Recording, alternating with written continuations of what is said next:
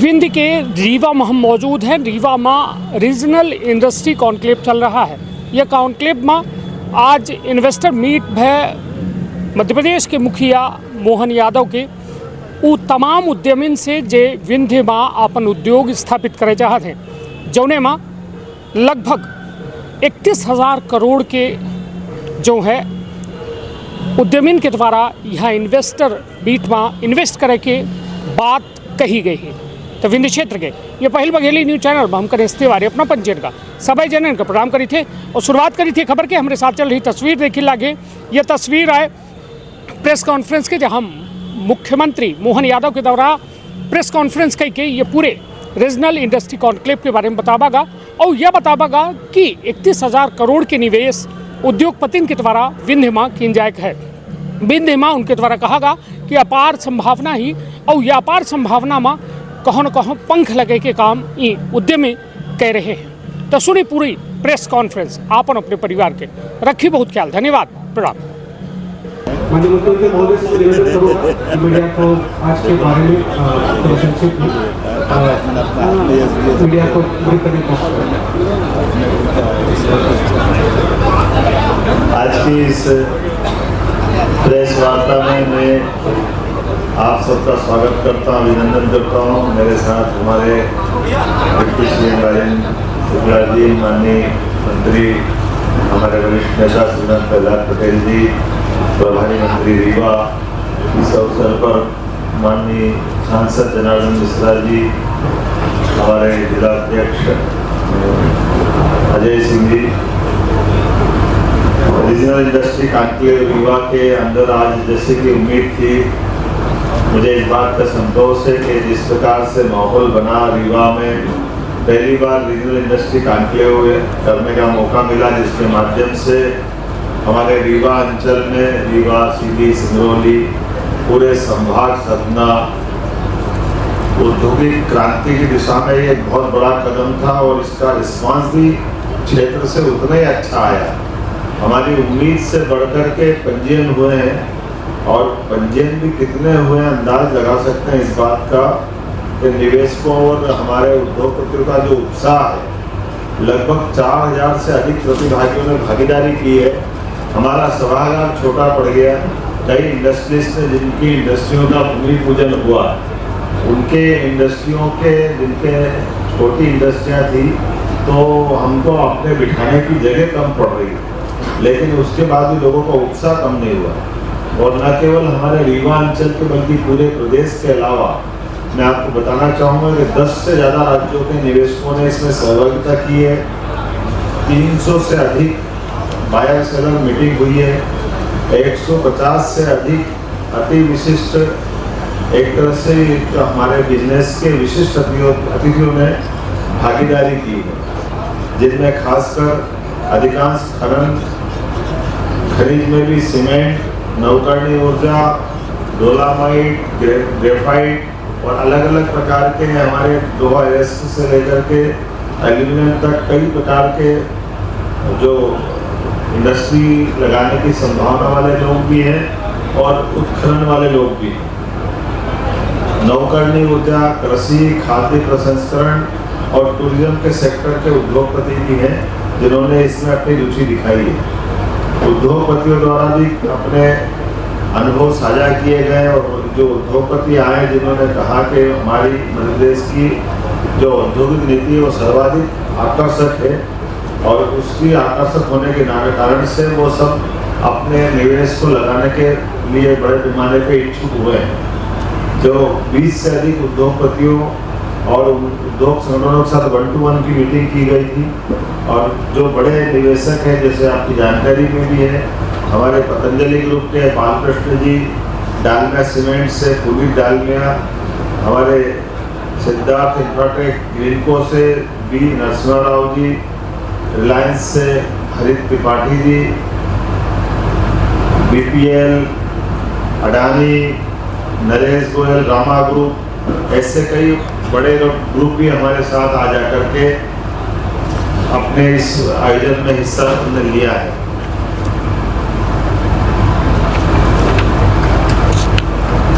उद्योगपतियों में भी खास करके जिन्होंने अपनी घोषणा की है। पतंजलि ग्रुप के एमडी बालकृष्ण जी ने प्रदेश में और रीवा में खासकर अपने निवेश की इच्छा जताई है। 1000 करोड़ से ऊपर के निवेश के उन्हें फूड इंडस्ट्री की यहाँ अपनी घोषणा की है।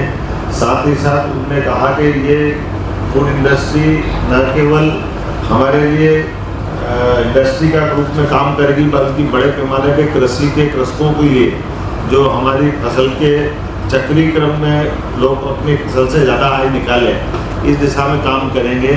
और साथ ही साथ उन्होंने जो 2 दिन पहले उज्जैन के लिए सुमस्त में साधु संतों को निर्माण की हमने जो भूमि देने की बात कही है, उस भूमि में भी उन्होंने कहा मैं वेलनेस सेंटर वहाँ डाल करके भी अपना आयुर्वेद का उसका एक बड़ा सेंटर बनाएंगे।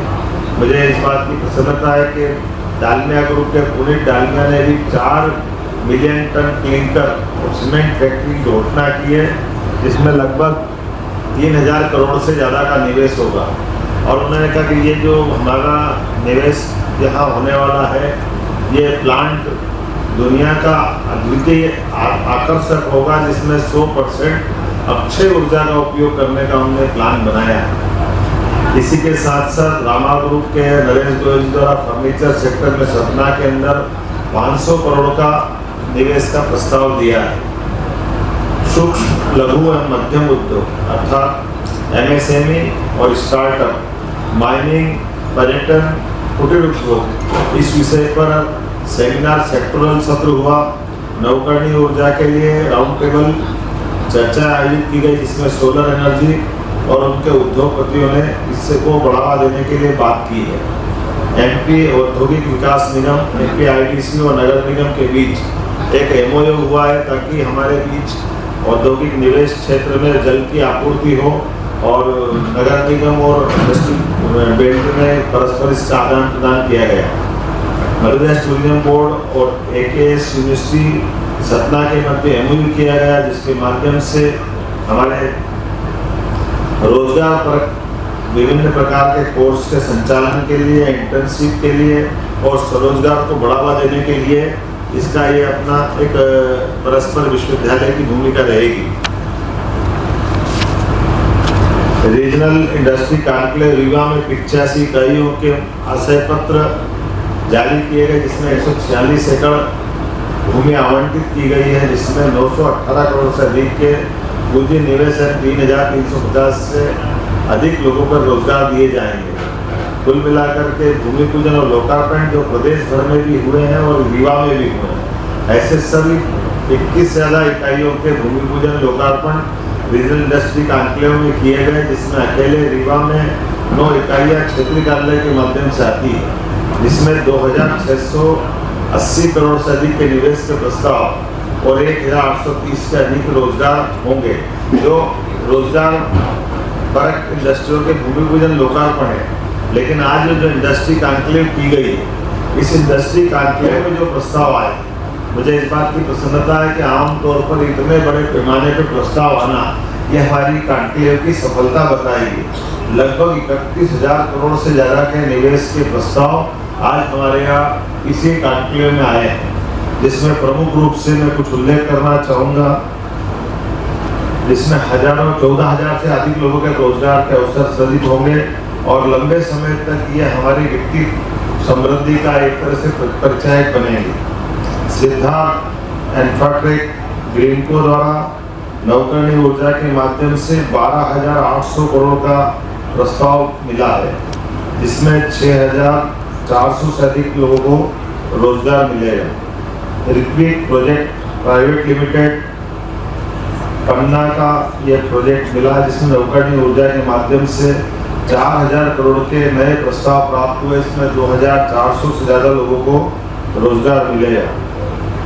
KJS सीमेंट, ये मेहर के अंदर लगेगा सीमेंट प्लांट में 1,400 से 1,400 करोड़ का ये निवेश रहेगा। 200 से अधिक लोगों को रोजगार मिलेगा।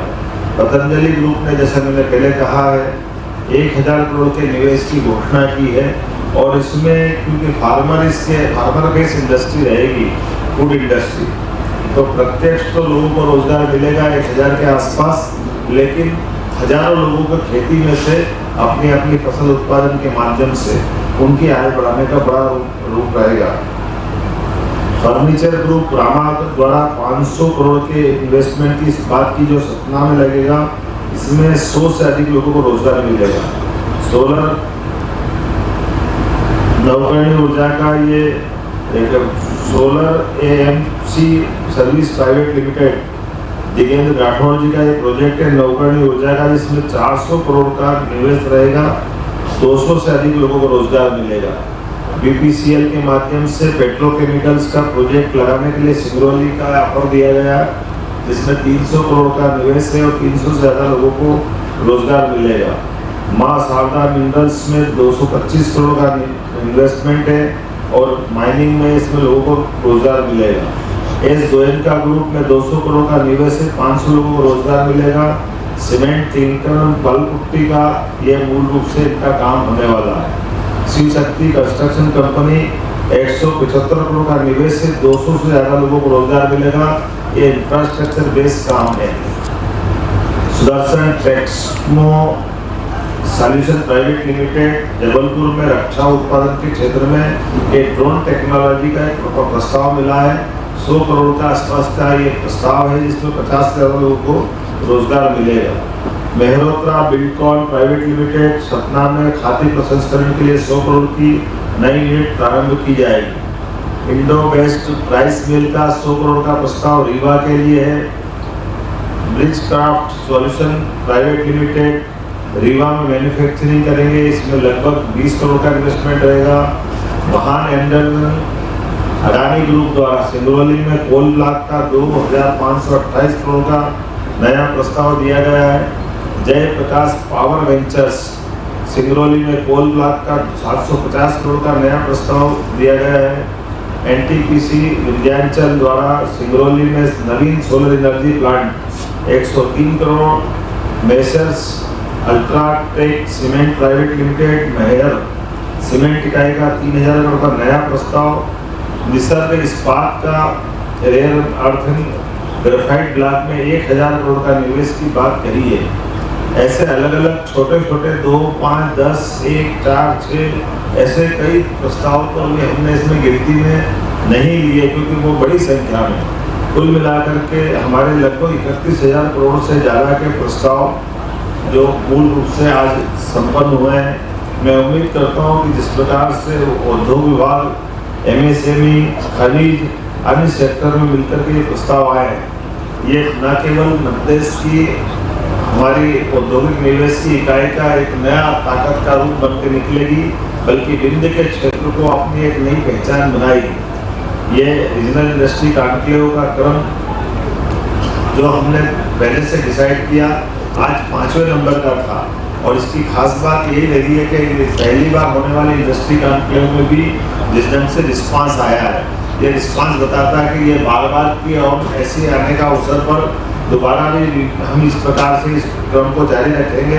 लेकिन हमने कहा कि हर संभागीय केंद्र पर ये जब क्रम जारी रहता तो प्रदेश के अंदर भी बाकी संभागों में भी इसी प्रकार से औद्योगिक निवेश की गतिविधियों का समान रूप से संचालन किया जाता है। इसलिए आज ही यहाँ से जब हमने आगे कार्यक्रम किया है, तब पीथमपुर, इंदौर, उज्जैन, धार, जबलपुर, अन्य राज्य के हिस्सों में भी समान रूप से भूमि पूजन लोकार्पण के वहाँ के जनप्रतिनिधियों के साथ वर्चुअल रूप से जुड़ करके, यहाँ तक कि बीते महीने जब सागर में हमने इन्वेस्टर मीट की गई, तो सागर के लिए जो तत्कालीन समय में किए गए MOU के आधार पर क्या निवेश प्रस्ताव लिए थे, उस आधार पर उनके कामों की गति लेते हुए एक व्यक्ति ने तो कहा कि 7 दिन पहले ही वो आया था और 7 दिन में उसको सारे क्लियरेंस हुए और उन्होंने अपने निवेश के प्रस्ताव दिए और आज उन्होंने अपना भूमि पूजन भी कर लिया है। यह बदलते दौर का समय है, यशस्वी प्रधानमंत्री के नेतृत्व में इसी प्रकार से लगातार आगे बढ़ने की जरूरत है। जैसा कि मैंने आज अपने वक्तव्य में घोषणा की थी, हमारे इस रीवा के अंदर इनलैंड कंटेनर डिपो ICD की मांग की गई थी, परीक्षण उपरांत पाया गया रीवा संभाग में सिंगरौली और कटनी में ICD का निर्माण सर्वाधिक उपयुक्त होगा।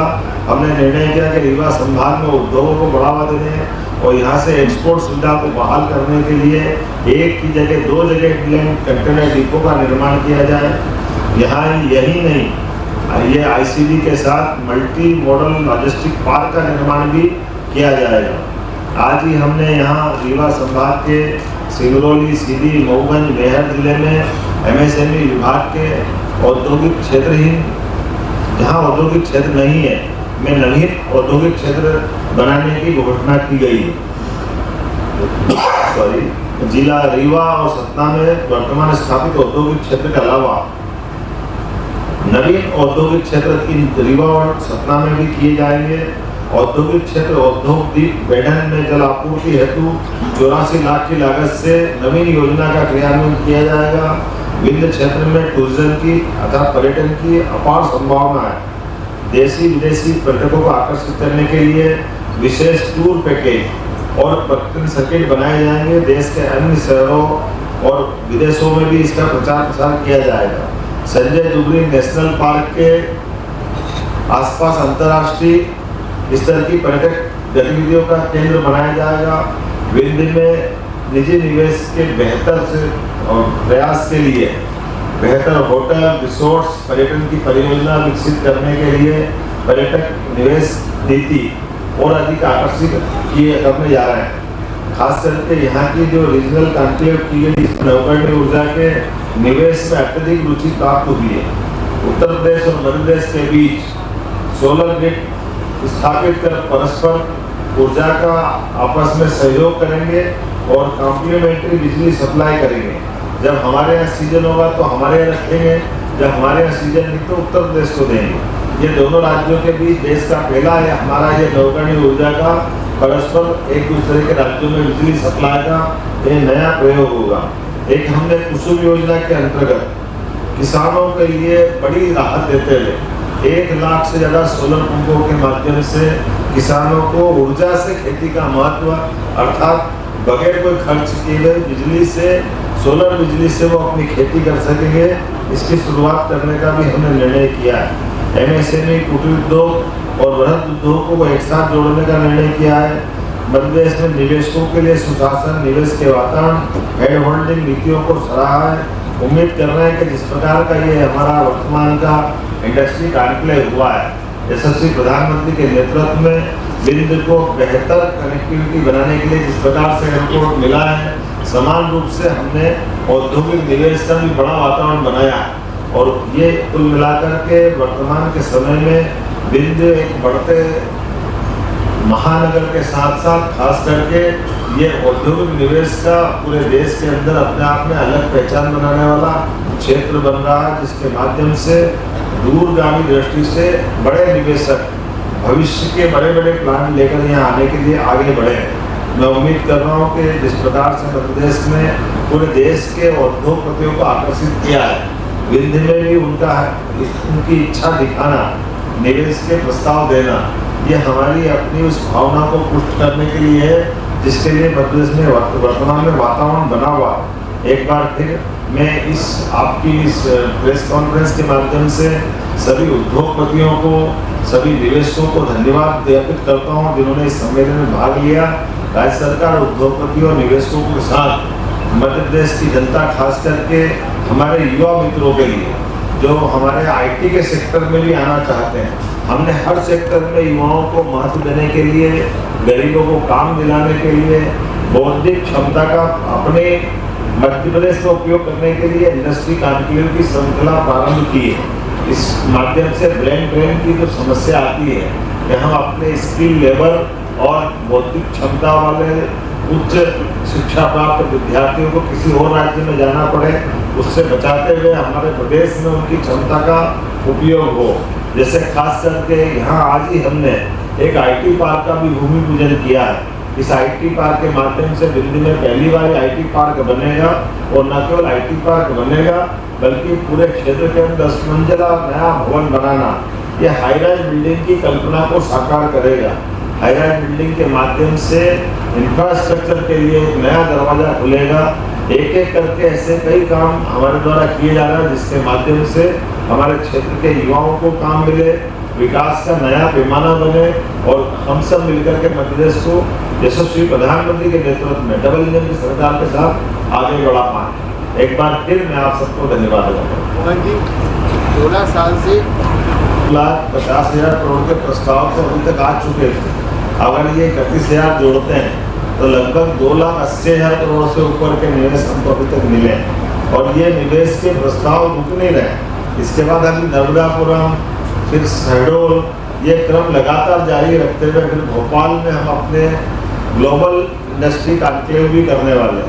अर्थात देश के अंदर भी, प्रदेश के अंदर भी, रीजनल लेवल पे भी हम ये लगातार निवेश की पॉलिसी के आधार पर आने वाला 2025 का वर्ष औद्योगिक वर्ष के रूप में मनाने वाले हैं, ताकि ये उद्योग निवेश की संवर्धन करने की पॉलिसी में लगातार हम काम कर सकें।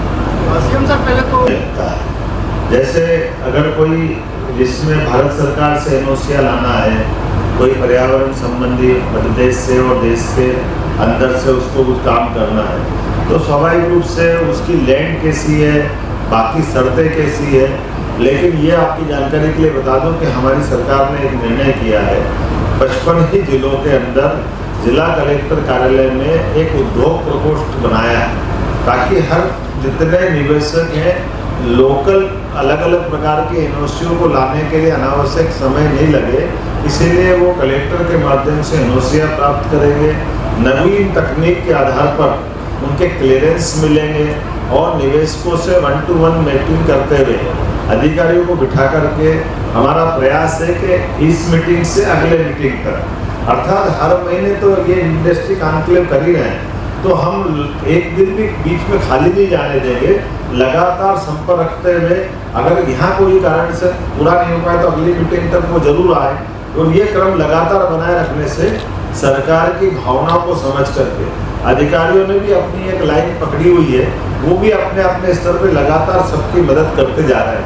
लेकिन ये बात भी सही कि कोई भी इंडस्ट्री डरती है तो इंडस्ट्री में जो न्यूनतम आवश्यक सरकारी प्रक्रियाएं हैं, उन प्रक्रियाओं के दृष्टि से हमने उसका कोई ओवरलैपिंग नहीं करने दी है, लेकिन वो सुसंगत तरीके से पारदर्शिता के साथ समयबद्ध वो अपना काम कर ले, इस पे हम गौर कर रहे हैं।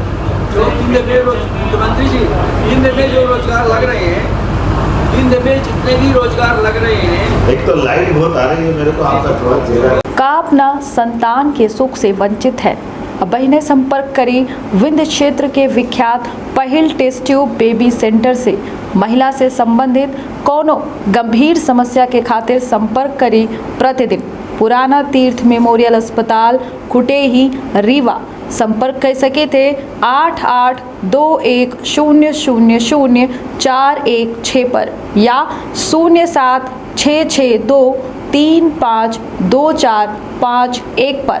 डॉक्टर बीना मिश्रा, स्त्री रोग एवं बांझपन विशेषज्ञ से प्रथम IVF क्लिनिक, IVF मौत तकनीकी, लेजर हैचिंग के उपयोग,